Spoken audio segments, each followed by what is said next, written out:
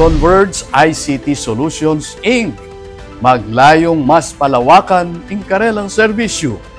Ay ning report ng Aaron Perez. In Converge ICT Solutions Incorporated, metong karing manimunang internet provider king Luzon. Kapag nasandang apalawak in karelang serbisyo king Visayas, Ampong Mindanao.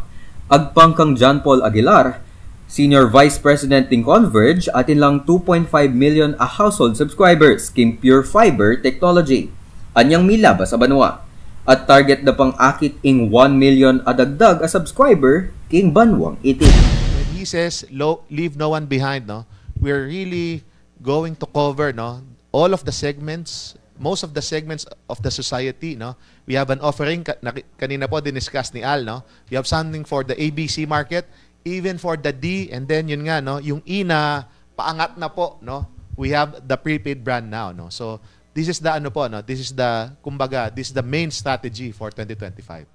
Maliban karing bayong business consumer offerings, apay kilala daking kapihan ning Pampanga Press Club inyang May 14, 2025 at ila pang aliwang serbisyo akalupan na ning IPTV na mas maglayong mapagserbisyuhan ing mas dakal abaleng Pilipino. Ako po'y Aaron Perez para king News Force Pampanga.